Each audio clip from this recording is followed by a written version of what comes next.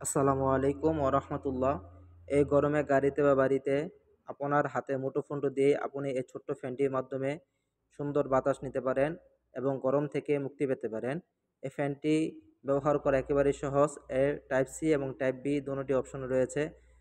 আপনি প্রথমে আপনার মোবাইল চার্জিং ইনপুটে এটা প্রবেশ করিয়ে আপনার সেটিং অপশনে গিয়ে ওটিজি ওটিজি সার্চ করে তা চালু করে দিলেই অটোমেটিকভাবে এই ফ্যানটি চলতে শুরু করবে।